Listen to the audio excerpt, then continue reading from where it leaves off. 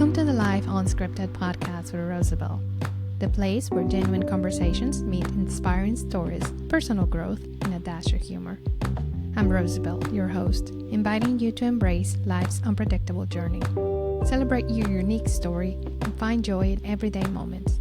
Get comfortable, stay curious, and let's explore together. Unscripted, unapologetic, and unstoppable.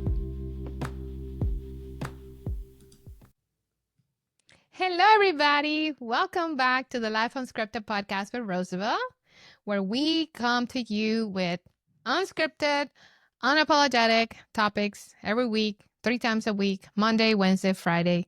That's pretty much what I'm doing right now. I have an amazing guest today with us. His name is Ron, and I'm going to try to pronounce his last name, Schneebaum. That's the best I could do. Close, right? Okay. What's funny about it is that I happen to have a German last name, but I'm not the German one, as you can see. Yeah. Hi, Ron. Hi there. Nice to be here. Nice to talk with you. Nice to meet you. Nice to talk with you the same way here. You and I, we have something in common in that, well, one of the many things, I'm pretty sure we have find a lot of commonalities, but you used to be a pediatrician, right? Or you are a retired pediatrician. And as everybody knows, probably by now, I'm working in the medical field. I guess the difference you're retired and I'm still on it, and I'm looking forward to retire, of course, one day. How's everything going? It's good. It's good. I love my practice. And I also wanted to finish a book I was working on. So one day I woke up and I said, you know what? You're done. Wow. And so let me ask you this. What's the name of your book? It's called Bigger Hearted, a retired pediatrician's prescriptions for living a happier life. Oh, wow. That is interesting. Now, is that a new book? When did you finish your book? It came out in December. Oh, okay. I bet I want to read it. I'm honest. I'm not going to tell you, oh, yeah, I read it. No, but I'll love to read it. I'm pretty sure it's pretty good. So what is it about? Tell us. So it's really how we can live happier, more fulfilled lives with meaningful connections, and how we can get rid of things that stand in the way, how we can worry less, how we can be less stressful, how we can have our emotions be our friends and not battle them. And one of the important things for a lot of people is how to heal our childhood hurts in a way that we can do on our own and without opening the old wounds. That is very, very important. I'm glad you bring that up because a lot of us wondering about that. In fact, myself. And so in that sense, you probably know a lot about that inner child that we all have, right? Yes. And my inner child, I know her very well. We talk quite some. I go visit her and so on. But for real, like I go out there where she's sitting under a tree. I talked about it all the time. But you said something very important. How do you go and heal that trauma without opening old wounds? Because that can also happen. You can also, and there's also being able to come back or be in this present moment and knowing that, yes, perhaps what happened, we went through a traumatic experience perhaps. But at the same time is, if you think about it, if you were to change some of those things, would you be the same person that you are today? It's no, but some people stay buried in the old hurts and see themselves poorly because of them. And that part is worth changing. Right. So it's about strengthening, right? Like perhaps, the negative and then getting the good out of it, right? Because an example that I think in terms of is I tell a story of, imagine there was a tale of a lion that had a splinter in its paw. And the splinter made walking incredibly uncomfortable. And then it got infected and he just became nasty and mean and swatted at anything. And he really wasn't himself. And that's what happens with these old wounds. We're not ourselves. So we have to learn, how do we pull them out and let them heal? Well, that's very, very interesting. And you used to have a podcast. And you're going back to the podcast, right? Yes, the podcast, my old one was called On Being Happier, Thinking with Heart and Mind. And you're gonna come to a new. Do you have a new podcast on the making, or? Well, I have my website. I'm doing a lot of social media stuff. I just turned my book into an audio book, and that'll be out in a couple of weeks. Because I have the feeling a lot of people like to listen to books. I like to listen to books. Yes. So that'll be out in a couple of weeks. And then I have my website. It's called biggerhearted.com. And I'm going to be doing a lot of social media stuff. So I have a lot of irons in the fire. Oh my goodness, tell me about it. Whew, I was just saying that this morning. Yep. Yeah. I hear you. Yeah, so about the audiobook, I'm the same way. I'm still waiting for my audiobook to come because I had people to say, "Yeah, it's great that you have a book, but you know what? I don't read. Do you have an audiobook?" I'm like, "Well, it's coming." Okay. Well, I hope you get it once it's out. But Yeah. yes, and so yeah, listening while you're driving and those things. Yeah. I'm Exactly. also waiting for my audiobook. That is awesome. And so, wow, what does it feel like? So, how long have you been retired? Uh, I'm retired a little over 2 years, and okay. I love my practice. It was great, and I just wanted to get this out. I went through this period of time where I was writing while I was in practice, and I felt like it was this baby I had to deliver. And I would listen Yes. to other podcasts and other speakers and read other books, and I said to myself, if anybody else is saying what I'm saying, good, I'm done. But I haven't heard it, so I had to get this out. Wow. That is amazing.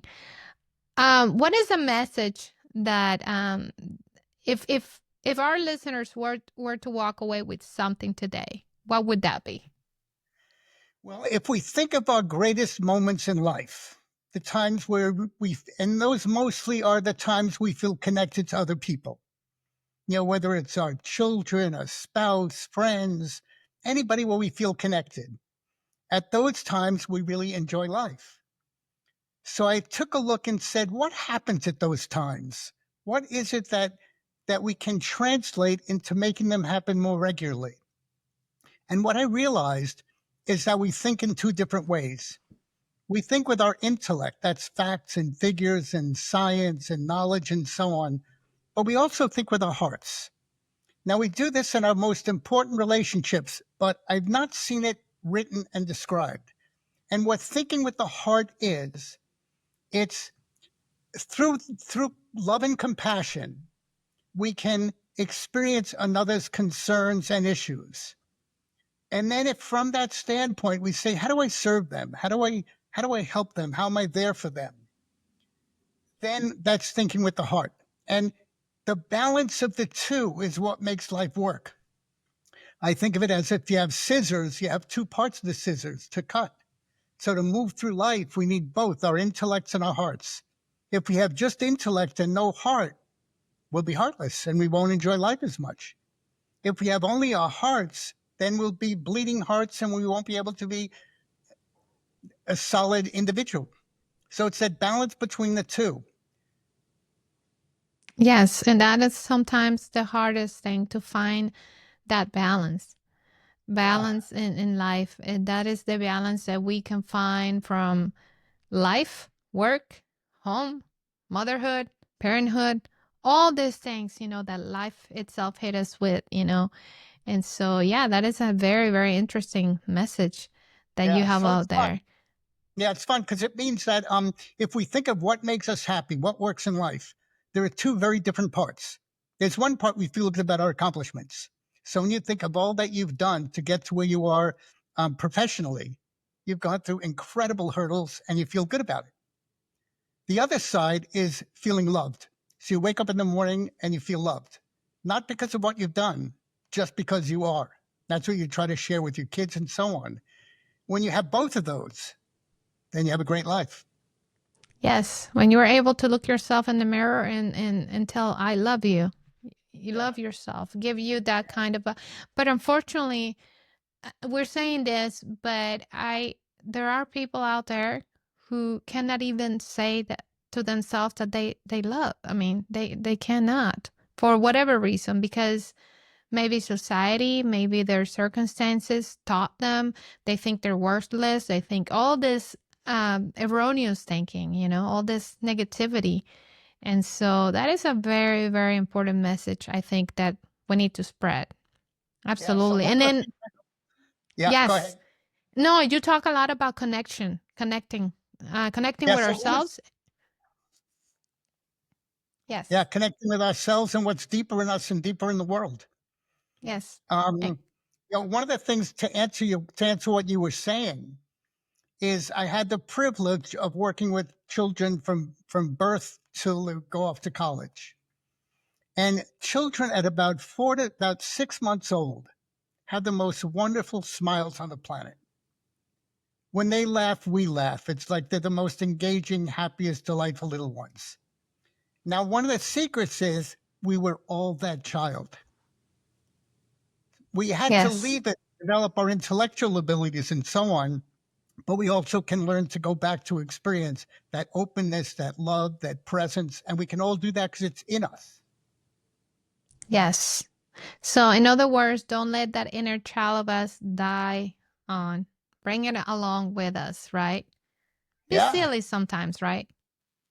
Yeah. Because the part that happened where the problem that happens with childhood hurts is when you're not treated with love, when you're told that you're worthless, when there's yelling all around you, when there's emotional upheaval or prejudice, all kinds of issues, then the message you take home is that it's your fault and you're unlovable. And that unconsciously, the young psyche can't handle it. So it buries it in the psyche. And that's the filter that we see the world through. We see ourselves as unlovable and unloved. But when we really think about it, it wasn't our fault that people treated us the way they did. We were children. We should have been treated better. So one part we Yes. have to realize it's not our fault. And we can step away from those hurts and then we can learn how to connect with love so we can feel the love that we didn't experience. Absolutely. That is exactly right. One of the things that you're saying, I love the fact that actually I love you is one of the things that we practice here in my home when we my 4-year-old that's mommy, I love you, I love you, I love you. It's a constant. And for me, what it means is when my daughter grows up, she doesn't have to, perhaps, hopefully, if we can continue to show and have that kind of affection, perhaps she's not going to go looking outside, for what she has at home. She knows that daddy, mommy loves her. And we're talking unconditional love, not just this, I love you. And then later on, we're like screaming or yelling or belittling, those kind of things. So practicing, Exactly. practicing on a daily routines, and not just Yeah. with our words, but also with our actions. So Now, one of the amazing things that you did in your life is you didn't grow up with that. And yet you yes. built it in yourself, you connected with it. That's the secret. You know what's interesting? Now that you mentioned that, and I don't know if you ever heard. I've told my story so many times, but sometimes maybe I don't know. Let me just say this. So I had mom and dad, right? Very interestingly, I knew that they both loved me, but for some reason, at a very young age, I understood that there were some problems. But somehow, I realized that I had compassion for them because somehow I learned, they actually come from a dysfunctional family themselves. Their mom and dad, this happened. So then when I separated that, and then I understood that, because with actions, by the way, there are other options. My dad showed me affection, my mom did, although there were some other things. And so you kind of separate that, and that helps a bit. That helps a bit because when you have a child that is not cannot separate one or the other, they grow up confused. And of course, life is not easy for any one of us, but growing up and learning those lessons sometimes is what's the hardest. Yeah. And what you managed to see as a kid, incredibly, is that despite all the things that were going on that were difficult in your life, that your parents did their best and loved you. Yes, I could see that my mother worked like 3 jobs. She did this, she went this. So, oh, that's right, and that's when you learn resiliency too. And many time for a long time, I was like, where did I learn this? What did I? But then I'm like, oh, I remember. It was not explicit out there. It was not like, hey, here I'm gonna teach you resilience. No, it was something that because children learn by just seeing, right? By it's like our parents are our models in so many ways, right? And so, for example, my love for reading or writing, I got it from my parents because they both were teachers, and my mom was always with, writing. My dad was the same thing. He was always reading, writing. He will sit me in his lap, So we had our bad moments, but also there were good moments. And that's the other thing I also mentioned because some people who perhaps knew the bad side of my dad, oh, there's that man. He's horrible. He's this, is that. How can you love him? Well, first of all, he's my dad, right? And they kind of taught me we gotta love it. We're family, right? And secondly, you don't know the other side of this man. Yes, he was ugly in this way and this and that. Maybe he was an alcoholic that, but he was also a loving man. He taught me certain things. So learning all this to say that learning to embrace at a very early age, I learned how to, in other words, count my blessings. There may not Yeah, be many, and there may not yeah. be the kind of And blessings of perhaps that kids grow up today with here in the States. But I learned how to say, okay, I don't have this, but I have this, and so on. yeah. So, What's hard, what you did was really pretty remarkable. And some people that didn't happen for. So I describe a girl in my practice, and all the stories I tell, I change it a bit. So it's not really the person. But a girl grew up who was an only child. And she came to see me when she was 15. And she was very depressed and very anxious. And it turned out that her mom had left the family when she was a toddler. She had her own psychological and emotional issues. The dad traveled. So he had his mom and her boyfriend care for this girl. And they wow. drank. And when they drank, they yelled at her. They told her she was worthless and would never amount to anything. And and she walked on eggshells to try not to get them upset and get them mad. And so she ended up living this world of feeling horrible. And so she's very anxious and depressed. And without any work on her part, she's someone who would fall into relationships where abuse is normal because that's what she grew up with. So, in order for her to realize, wait, this was my crazy family, it had nothing to do with who I was. And I really deserved to be treated well.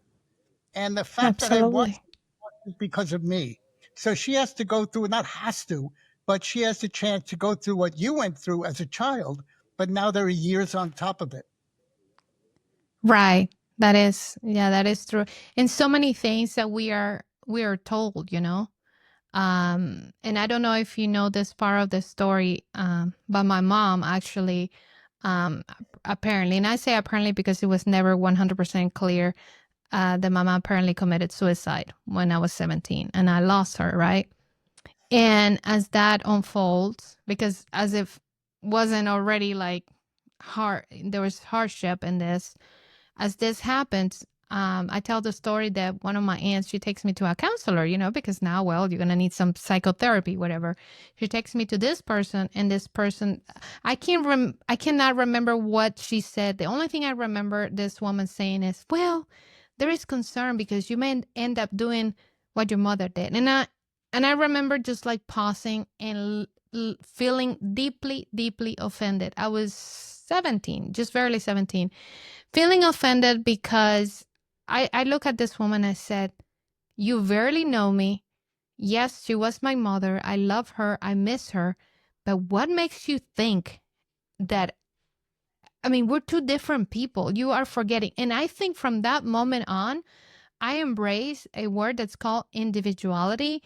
I am a person.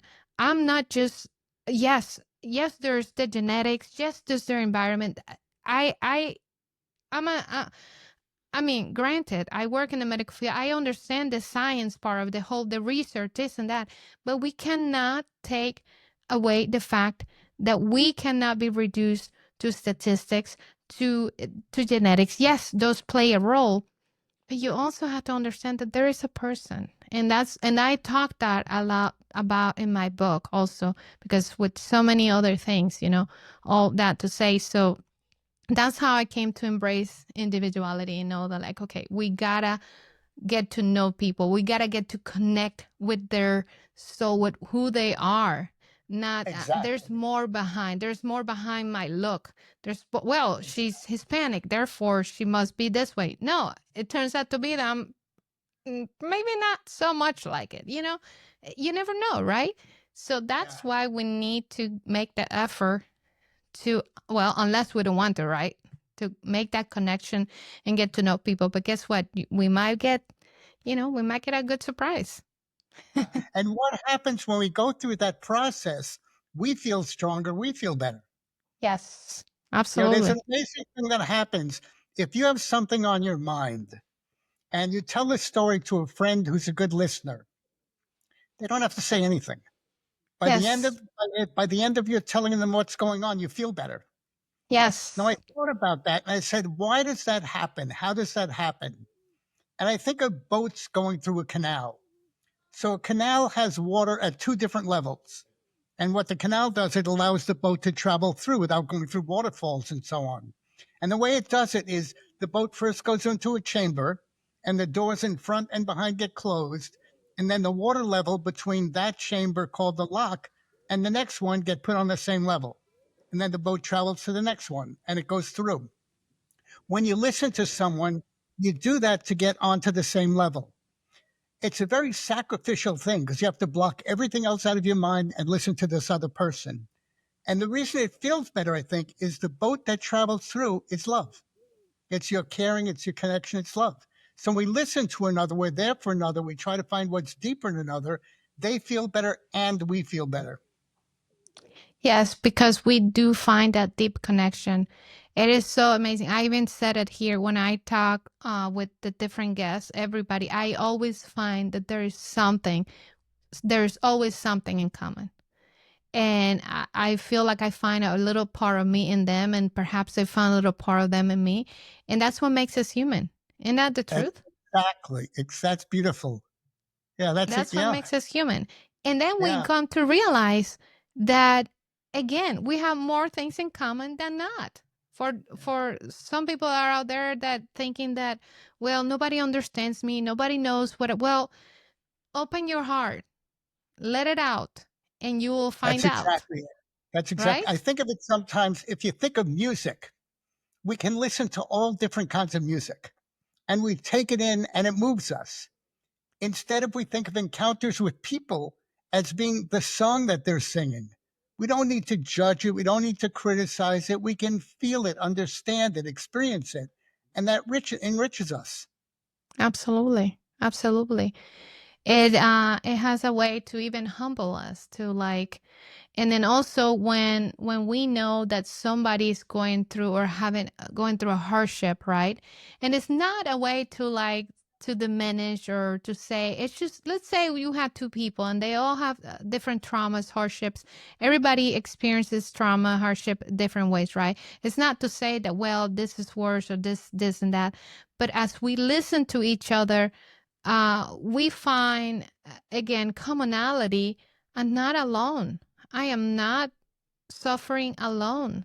Somebody has walked this road, whether with me or without me or in the same, but we are not alone. That is a very important message. Yeah. And a great thing for people to practice is to listen to someone's story without trying to fix it. Just take it, Yes, just hear them. absolutely. Say, wow, that must be really hard or that's incredible, but just take it in. Don't try to fix it.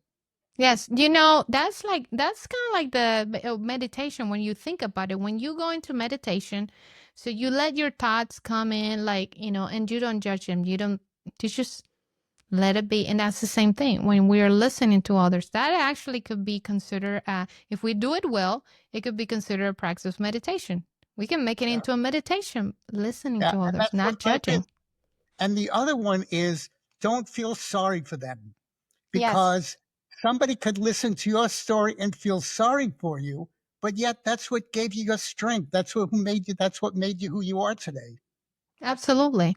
I know exactly what you mean, because sometimes I remember one time saying, in fact, this morning I had somebody and I said, "Well, I'm sorry for this," and this family member of this patient said, "No, no, no, we're not sorry."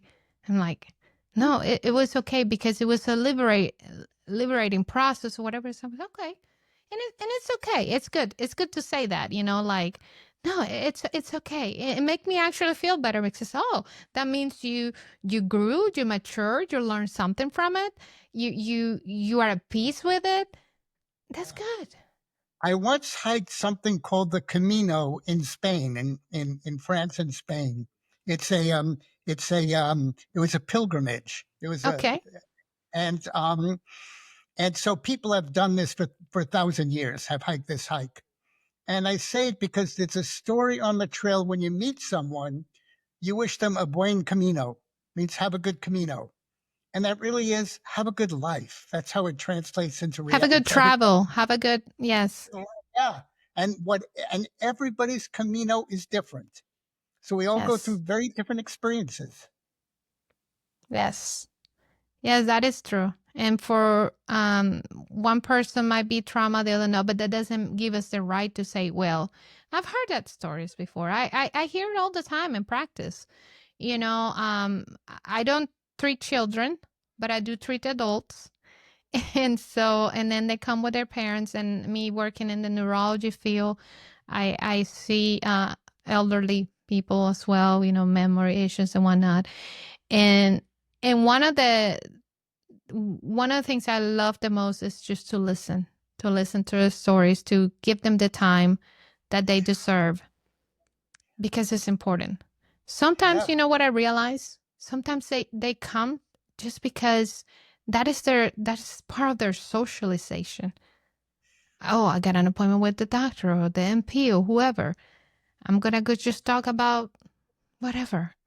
I Yeah. said, I even try to make it easy on them. I said, "Hey, you don't have to travel this far. We can go a video." I said, "No, it's okay. We can." Okay, well, come on, see me then. Yeah. No problem. And what's wonderful about what you do and what makes your practice thrive, I'm sure, is you could see three different people with headaches, and the headaches Yes, could be exactly the same, and yet your experience is completely different because you're talking to each individual. It's the person with the headache, not the headache. That's what counts. that is exactly right. Yes. What is the story behind it? Let's put it that way. There's Yeah. And there's a how do you make story. them feel better? How do you support them? How do you let them know you're there for them? How do you encourage them? Yes. Just, great way to encourage. It's great smile, like you say, listening without judgment. Yeah. Just being And when there. you walk into the room and you know your only reason for being there is to see how you can help this person. Yes. Now, what's I also interesting, notice. I was Say going to that. say, I'm if we do sorry. that all of life, in whatever situation we're in, if we say, how do I make this place better? How do I make it so that it makes a difference that I was here? Yes, for others. So, and here's the thing, and I want to say something, because for those there might be some people who say, "Well, you know what? Yeah, I do that for other people. What about me?" Well, guess what? If we all practice a little bit of that, it goes as a ripple effect. It goes in a circle, and you might encounter those who may not listen to you, but eventually, if you listen to others, somebody's gonna listen to you. So just Yeah. start. Don't worry about if God is good. That's all I'm gonna say. And you get what you put into it. And then there's also the practice. One of the things I describe in my book is something called focused inner listening, because you also need the practice of listening to yourself. Very good. And pay attention, right, to Yeah, what you're be your own saying. best friend. Be your own best friend. Oh yeah. That I know. That I I know. actually I make a New Year's resolution every year that I keep. My New Year's resolution is to breathe, Yes. and I've To kept breathe. it. And when I think about it, why set myself up for something I'll fail at? Be good to yourself. Yes. That is also a belief of mine. You have to be your best friend. You have to be your best cheerleader. The number one cheerleader has to be you. Then the other Yeah. people come along. You have to Now, believe in yourself before anyone else believes. yeah, That's rule number one. You yeah. gotta love yourself Otherwise, before you love otherwise it's like others. a vacuum. If you walk out and you're a vacuum, then you don't attract people. You're empty. If instead you're Yes, radiating, then people like to be around radiation. absolutely. And it's what comes, it comes from the inside out, right? A lot of, some people are like, I'm like trying to see what the universe can give me. But actually, if you do it this way, it's beautiful. It is beautiful That's, what comes out of that. And that's right. I mean, we don't have, I mean, we're not perfect. We don't have the perfect days. I got days when I wake up, but here's what I do. I already could sense my mind going like left field, right? Like trying to put me into a wrong direction. Well, guess what? I can choose. I have the choice to say, you know what? You're going to try to pull me to the left. I'm going to go to the right, or I'm going to be positive. I'm feeling sad. Well, guess what? I'm going to smile. My mom used to teach me that. My mom used to say that, well, there's actually a saying in Spanish, but I don't know how to say in English. So something about al mal tiempo buena cara. That means, let me see if I can. So, in other words, the hardest that you the hardest moment that you're having, whatever it is that is so difficult, that's when you need to smile the most. That's when you need to be happier the most. That's when you know. And sometimes it was like, and let me say something, because she said that very often. Sometimes I'll see that, and that's how I realize, okay, she's going through a very difficult moment now, but she is just trying her best to just cheer herself up, to just be upbeat, and not necessarily for other people. And it's not because, it's because you're trying to attract that kind of energy to help you cope. That's also a good way to cope with things, a Yeah, what you healthy make one. me think of is this idea of forgiveness. There's a forgiveness, like, and it's the kind of thing where if somebody else says something that's negative, or they say something that's not that's nasty and so on, it's to know, just the way you describe with your mom, they're not coming from a good place. They're coming from Right. all their hurt. So you don't need to focus Yes, on them. You can see past them and know they're really hurting. This is even more of a reason to listen to them and be supportive in whatever way it can be. absolutely. That is so true. So many lessons that we learn in life, if we just learn how to, take it in small, like So listen, small moments at a time. let me give an analogy. Suppose there's a sport or a creative activity you like. Okay. Suppose Okay. you like playing tennis. Okay. Now, when you like playing tennis, you know that you're not a world champion, and you know you're going to make lots of mistakes. But still, you like the game. You don't. You'll get a little bit mad at yourself if you miss a shot or you play something wrong. But you enjoy the game. You enjoy the camaraderie. Well, life is like that. We're put in so many situations. We're professionals, we're parents, we're friends, we're cooks, we're house cleaners, we're everything. We didn't get trained for these things. Of course, we're not going to be good at all of them. So think of it the way you play a musical instrument or learn how to dance. Yeah, you're going to be skating on the ice in the Olympics sometimes and fall. Well, that's part of the whole process. We're not going to be perfect. So it's okay if we make mistakes. Absolutely. Absolutely. And be okay with that. That is Then when you exactly true. trust your life and trust the world, the other thing that I learned was we really can trust our lives and trust the world. Know that we're never alone. Love is always with us. And that if we make that mistake, if we fall, we're supported. We're not alone. We're not judged. There really is unconditional love for us. So we can move There on. really is. There really is. And I can attest to that, because in the past, whenever something, whether it's your mind or whatever, wants to tell you you're alone, you also, as you feel the darkness, you can feel the light somehow. I don't know how it is, but I remember, because there was this force of, uh, uh, whether it was brainstorming about this, that. I mean, there was a call from a friend at the moment when you wouldn't even expect it. Hey, I was just thinking about you. How did you know I was going through this? That's how it is. And then when Uh, you look th- back at your life and see those moments, you can build real confidence.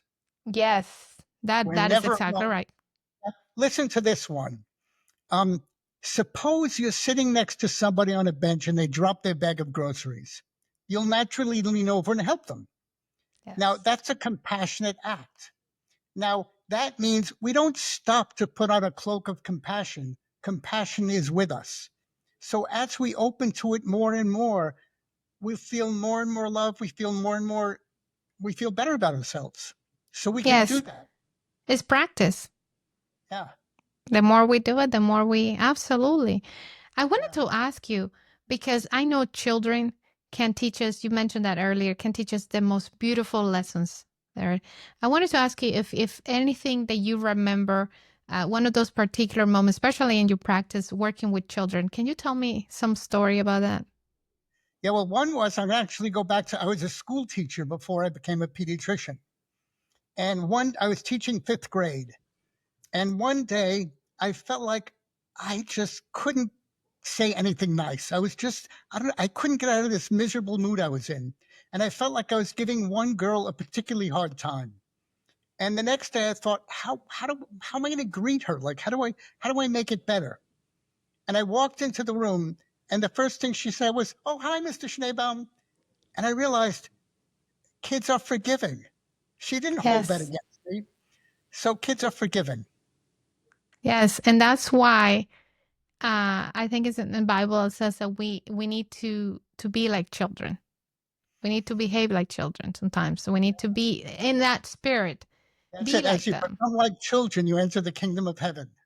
As you're Exactly. open, you're interested, you're loving, you're trusting.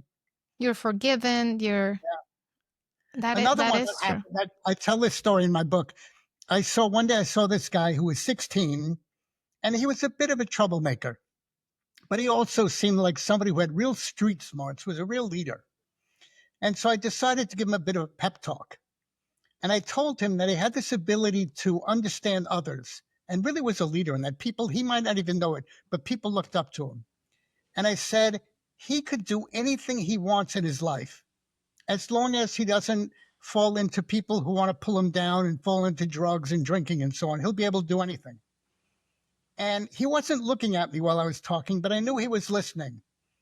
And at one point, he got a phone call and he said to his friend, "I can't talk now. I'm chilling with my duck." And the part that struck me in that was we couldn't have come from more different backgrounds and age and everything, but yet it Yes. was one human being talking to another, and there we're all equals. Yes. That is that is beautiful. I really like that. Remind us again what is the name of your book? So it's called Bigger Hearted, a Bigger retired Heart. pediatrician's prescriptions for living a happier life. And my website is biggerhearted.com. Very good. And your website we can find links to how to go into social media, right? Yes. Now I'm Very good. building up my social media stuff. It'll be there in another couple of weeks. There'll be good stuff. Okay. Okay. Very good. Very good. Okay. But yeah, for in the meantime, we can find info on your website. Let me look at it right now. So tell me again the name of the website. So that's being redone. So it's biggerhearted.com, and it really is under construction. So I'm having my team work on it now. Well, another thing we have in common, and let me tell you what it is. My website is also under construction. I mean, I had one prior, but as we grow, I'm doing something better. In the sense, the one that I had, Rosabel Unscripted.com, it was made, from the people that published my book and whatnot. But because now I have the podcast, then I'm building a whole new one. It's actually RosabelSofield.com. And then so I have links, different things. It's gonna be amazing. It's Yeah. it's it's gonna be What I great. want So yes, is I want to do workshops, and that's really what I want to offer at my website. So I want to do workshops for physicians to help them overcome burnout because we can enjoy our practices. The more we connect with people, the more we'll enjoy our practice. yes, I want to do workshops for parents to help them. How do you use child development and love of your children to raise them resilient, strong kids? I want Yes, to do I'm one. looking at your website here, and I'm definitely going to put all that info here. And I can see Excellent. here what says you can live a more fulfilling and happier life. There's your name, MDs, and teaches how insight based on 40 years of medical practice. There is your book. It's beautiful. And then it says here you can sign up for free, so you can get some introductory workshops for physicians, parents, people interested in personal growth, even vets. Oh my goodness. Yeah, I'm going to do a series of Bets. pre-ops for Well, vets. hold on. Pause on that because it says vets suffering from PTSD. I thought you were talking about veterinarians, but hey, veterinarians can too, right? Oh, sorry. Veterinarians too. No, but veterans. Oh, okay, because it says vets, and Thank then you. next I'll line fix that suffering from for PTSD. But hey, you never know. I mean, next thing you're like, why are so many veterinarians coming to my workshops, right? Oh, that's so funny. Yeah. I had great relationships and connections with teenagers, so I'm going to do free workshops for anyone under 25. That's awesome. I don't I don't qualify because on that, but I'm sure you have for people my age too, right? Exactly. Anyone interested Okay. in personal growth, and especially those workshops will be based on the work in my book. Like, how do we put Wow. these into practice? And I see there's a beautiful video here. You have a beautiful video you can see on your website. Oh, it's beautiful. Yeah. People So, need to go in there. how's this for something for people to think about? If you can learn how to play golf, or you can learn how to cook, you can learn how to live a happier, better, more meaningful life. Oh, absolutely. We can definitely do that. You can definitely do that. I am so thankful. I am so thankful. Do you mind if I share the silliness that we went through today, that I went through today? I am so thankful that we Oh, connected. no, not at Okay, all. so there's always a first time. Here's what happened. We made the appointment to do this recording session, right? And so I noticed in my calendar there were two different emails. But what happens is sometimes I get these PR firms that, advocate for, authors and people to come into the show, and then they add themselves into it. So it's like, there's two people in here, but it's the same person. So I emailed the other person, the other guest, and say, hey, but she never got the email. So I'm thinking, well, and I just like, yeah, it can't be two people at the same. No, I'm just gonna go. And so as I am getting on with her, I get a call from you. I'm like, I got two people at the same time. It was the funniest thing because my guest, she thought it was hilarious in a way. Because it's like, okay, hold on. Because I didn't want to lose you because like I said, everybody, every one of my guests, every one of my episodes, to me, they're like my babies. You understand this. And so I nurture every episode. I create a blog. I would have been so sad if that the other guy, which it was cute. It all ended up working out. I am so happy because I never ever want to lose the opportunity to have a connection, especially with someone that I already like. In a way, I read a little bit about you, and I said, yes, I really want him, to be part of this. And I also read about her, and I'm like, want her to be part of this, because that's kind of like who I am. I'm one of this. I don't know. I feel like there's no tomorrow. I mean, but who knows, right? I mean, who has tomorrow secure, right? So I feel Exactly. like I gotta live today. I gotta do. I don't know. I don't know if I get another chance to to interview you. And then the next thing was is make sure that you were the person that I thought I read about, because I had all your info, but things happen. And to be honest with you, that is one of the biggest reasons why I decided to call my show Unscripted, because I knew it. I knew it. Um, There will be so many unscripted moments, and somehow I felt like, listen, people, this is just the way it is. And life is like that. It's unscripted, but you gotta be okay with it. You gotta be okay to embrace the kind of messy moments in a way, and make it where it doesn't bother you so much or whatever. Don't be so like, oh, So I am so thankful, for being that's great. flexible and all I'm that. glad you persisted. I'm glad we could work it out because it was a I know, pleasure. I know. Yes, Yeah, no, because I had yeah. a few people that have been very like, well, you say it was.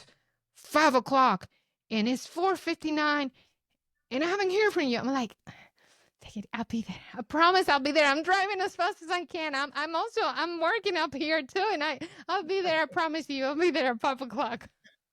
Uh, that's great. And You so remind me, I once went out with someone. It was an online date. And so I met her and she said, "Wow, you didn't lie." She said, "I once met someone whose picture was completely different from the way they were."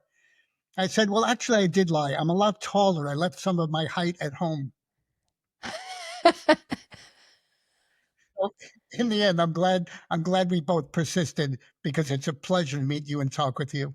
Oh, thank you. It's the same. I knew from the moment that I connected, I found you on. I found you. I think it was in one of those podcast things, and I said I gotta interview him. Well, I mean, I got an affinity for medicine, of course. So every time I can get to talk to a colleague or somebody who works in the medicine field, I always want to talk about it. And it is so great what you're doing.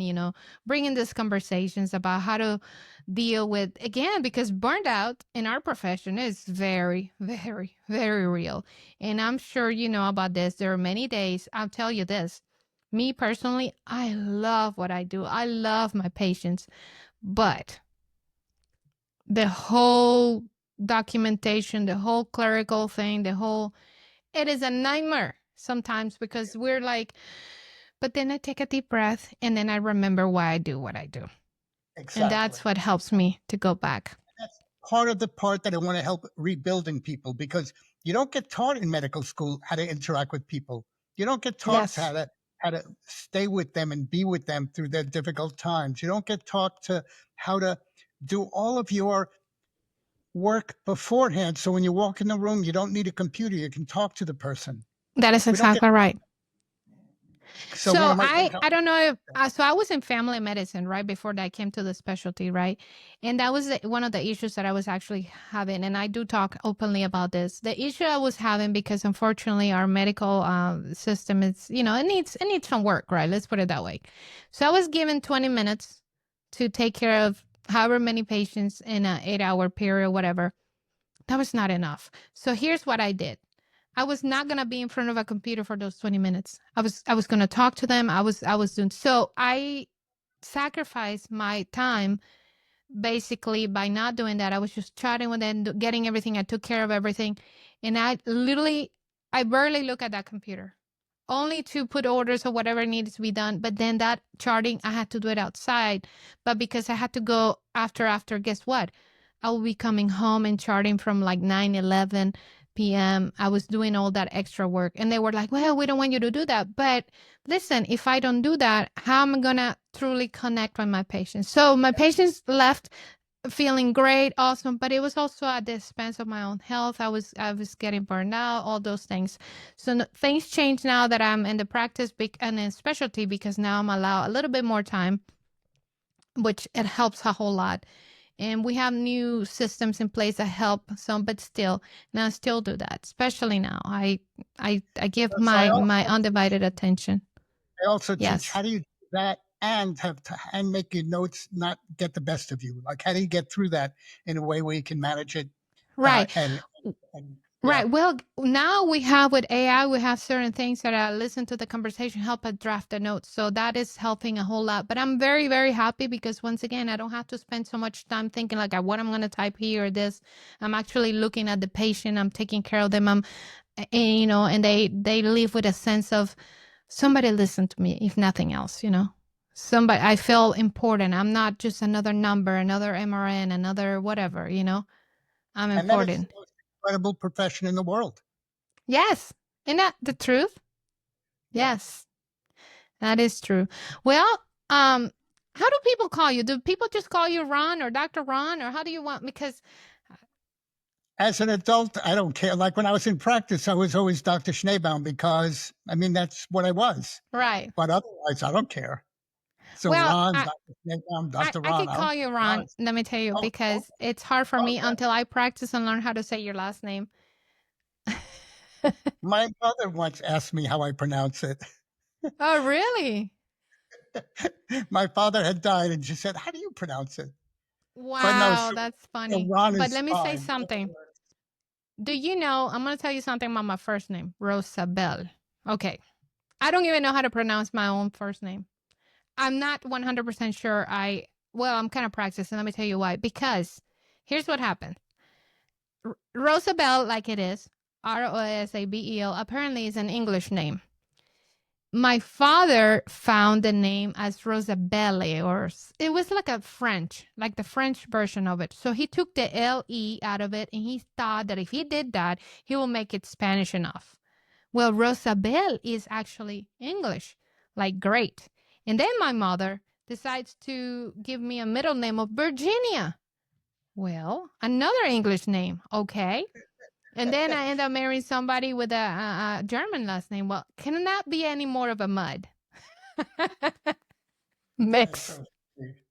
It I just is, think but I think of the every time I Roosevelt. try to say my Oh, name, like on the whatever this devices or whatever, it thinks my name is Roosevelt, or like like the president. And some people ask me, like the president. It's like, sure. no, well, you have to tell them no. It's like beautiful rose. Oh yeah, that sounds, yeah, that sounds good. Yeah, but like I said, I pronounce my name, and like when I put the subtitles here, it always messes it up. So I'm like, I am not saying it right. I am not saying my own name right. Well, it was truly a pleasure to have you here. Thank you so, so much for sharing your life, your experience, your insights, your wisdom. I mean, please, listeners, go visit his website. It's biggerhearted.com. You're going to find all kinds of cool things in there, workshops, you name it. And then, of course, his book, which is, I'm going to read it. I promise. I will read it because I love reading. You said you had Let an me know. audiobook now, right? Well, it'll be out in a couple of weeks. Okay, perfect. Perfect. Well, thank you so, so very much. I would love Oh, it's my for pleasure. you to Thank come you. back here sometime, stay in touch or whatever. Come back. We can I'd discuss some love to more do that. things. I'd Awesome. love Well, to do thank you again. that. Have Well, uh thank have a great you. day, everybody. You too. Be well.